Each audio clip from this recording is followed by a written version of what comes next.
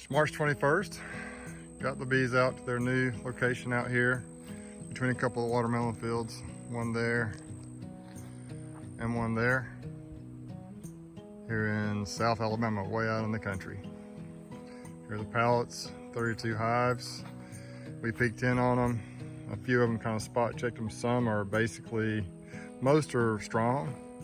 And we got a few that may not have even made it, so we're going to check it out. Over there's a water source back in those trees too, so I think this is a really good spot for them. We'll see how it goes. All kinds of woods and trees, and I think there's about everything around here you could want. So this is where they're going to be for a while. My goal today is to try to figure out a way to get them prepped for splits. Not actually going to do splits today because I want to use cells, and I don't have any cells available till next weekend. So what my plan is, I'm just going to kind of explain it to you. I'm going to try to put a new box on the bottom, maybe checkerboard the frames. We'll try to figure that out as we go. Just like I said, I have no idea what we're going to find. And then make sure the queen's below, shake all the bees in the bottom box, put a queen excluder on there so we know where the queen is. Then next week, I'll lay some pallets out here as well. Actually, I have a few of them there on the back of the trailer. And just take the box with the queen in it, put it on a new pallet, and then put the cells, the next day put the cells in the hives that are still on these pallets. So we'll see how we do here. We'll see how many we're able to split that way. I had no idea what to expect with these bees. Anytime you do anything new, there's always a risk, and you learn as you go. So anyway, I think this is a beautiful spot for them, and we're going to see how they do out here. So I'm going to try a couple of these splits, see how it goes, and then I may kind of show you the process real quickly. But as you can see, I got 32 to go through here, so I got to work pretty quick, and I'm usually pretty slow. So let me get started here.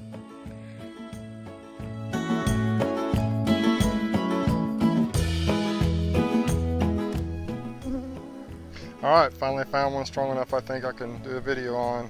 I do have my mic on this time, so maybe that'll help. Let me show you what these strong hives look like. Most of them aren't really all that strong. I've got a few that I'm going to split, but they're not as strong as I thought they would be.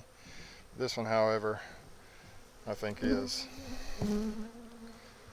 I've done 7. This is the 8th one. Really, it's the first one that's looked like that. I've got the taller ones here, the 3. I've got them set up for splits. One of them was practically a dead out right there. So they just had a handful of bees, didn't see a queen, dumped them out. The other ones are pretty weak. I'm gonna probably just try to find the queen next week, let them get through here for a few more days, pinch the queen in those, and then put a cell in them because they just aren't that strong. It's a strong hive here, and I'll show you kind of what my plans are, my thoughts are. So I'm going to try and do it pretty quickly. I got to get this done. I've only done 8 and I got 32 to check on, so here we go. The idea is I want to get all the bees, make sure the queen's in the bottom box, kind of split the brood between the two. If there's maybe eggs and larvae, I want to try and get in the second box, at least some of that, so it'll be brood by next weekend when we introduce the queen cells. And if there's some empty, a comb or a brood that's about ready to hatch, I'll probably put it down on the bottom because that'll free up space for the queen to continue to lay in. That's my thought process. There's no right or wrong way to do it. This is just kind of what I'm doing. I don't know how it's going to work. It's my first time trying to do mass splits like this with pallets that have been away for a while. A lot of bees in this hive. I have no idea what's beneath this honey super though. Look at all those bees. Oh, one just got me on the leg. They're a little bit feisty today, which I don't blame them. Check for the queen on the lid. I don't see her.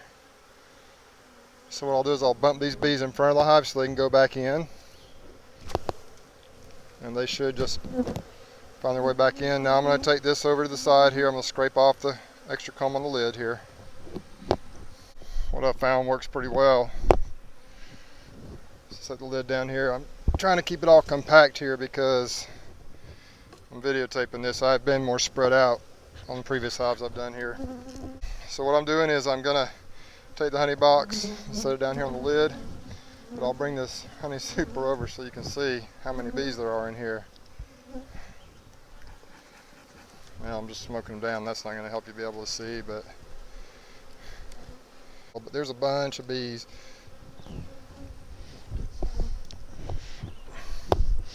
Hopefully you can see that. Set them down right here on the lid. This hive is a little bit pretty defensive here. I'm hoping to see some brood. I haven't seen a lot of brood in the previous hives I've been in. I'm not sure why.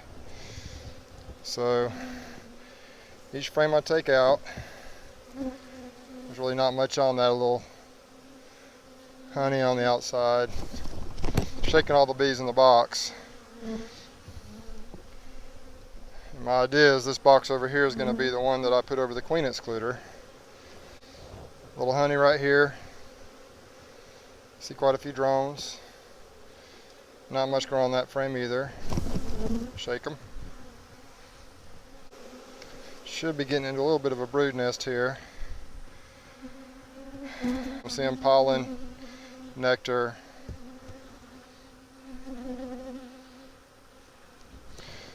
No eggs or larvae or brood yet. There's got to be some in here though. This is a healthy hive. Seems to be. Why am I setting these frames over in this box? The reason I'm doing that is because pollen.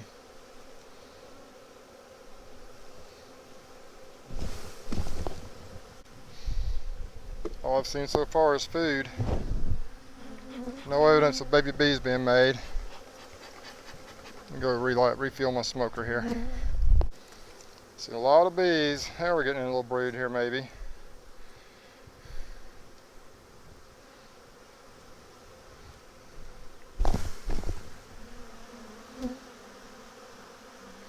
Seeing a few eggs in there. So I want this frame to be up here because I want them to turn into, I want them to be brood by next week when I put the cell in there. Okay, now I'm seeing some brood. A little bit of brood right over here. I got this new bee jacket from Guardian Bee Apparel. Really like it. It's heavy duty, ventilated. I don't think I've taken a sting through it yet. And you can actually,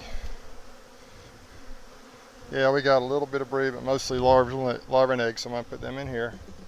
You can actually unzip the veil and get a drink or whatever you want without having to take the jacket off or tip it all the way back. I like that as well. You can see I got my microphone going right through the edge here.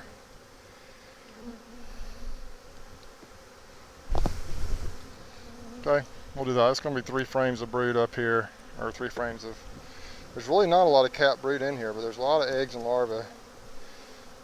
So, yeah, a little more of the same here. Lots of bees. The idea is the queen with some drawn comb, she'll be able to go ahead and continue laying. But with a new introduced queen, or when I introduce the cell next week, she'll need to hatch and mate and get started laying. And so if there's some brood that's capped at that time, they'll be able to help take care of her while she develops and such. So I'm just going to make sure we have enough larvae and eggs, etc. up here, that by next week they'll be, I haven't seen any queen cells or anything on these. Okay, so I'm going to put these frames back in here because this is some comb that she can lay in here. Now, little trick I've probably heard of this before, but there's another frame with some comb on it. Put it over here. Ooh, I don't know if I like all these bees going over the edge over here. I'm kind of smoke them, they running back in the hive. Okay, there's not as many as I thought there were. Smoke them down. Just want to keep them in the hive. I'm going to go ahead and put the frames in this box. I'll slide another frame of drawn comb in there. Some old drawn comb I have. Give her plenty of room to lay. And then we're going to kind of checkerboard some foundation in here.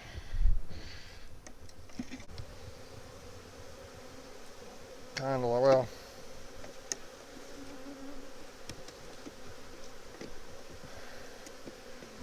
I'm actually going to move this to the middle more.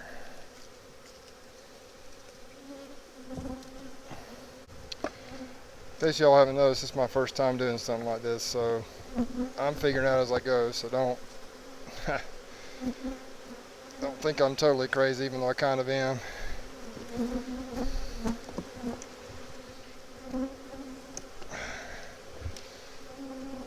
On this particular situation, I'm going to try and keep that brood nest, which is right in here, somewhat together. Alright, so now I'm going to shake the bees off of all the honey there. So I'm going to put this box gently on there, like this. That way it'll catch the bees easier.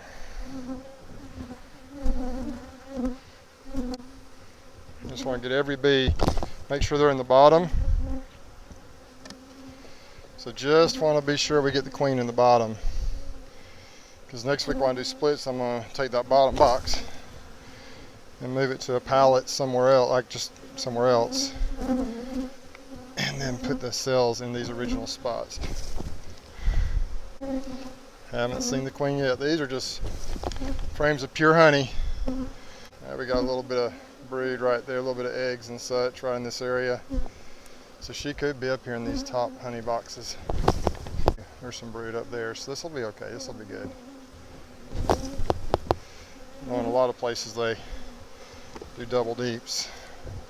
It's just a matter of preference, I guess. Double checking for queen. Don't see her. Any of this brood that's actually going to hatch out in the next few days will be nurse bees by the time we get the cells introduced. Not getting every single bee, but I'm kind of checking for the queen as I shake and making sure I don't see her after I'm done. She's got to be down in that bottom box. I don't see her anywhere here. And I'm going to tap this up here. There's a few on the edges. Oh, it's heavy with honey. I'm going to tap it. The bees should all fall down in. Okay. Don't see a queen down here, just making sure.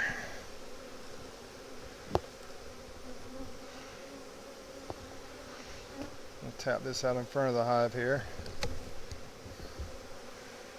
Alright, no queen. So now I'm going to take this off.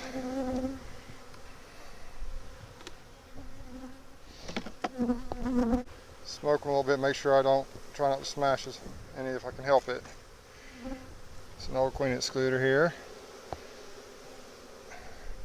Now what I'm going to do is I'm going to put this box, it's got some brood in it on top here. These 4 frames all have eggs, larvae, etc. There's a little bit up there on the top too. And my idea is I'm just going to fill that in the rest of the space there with foundation. Like this. I may put 1 frame of drawn comb in there so whenever the queen does hatch and start laying, she'll have a place to lay.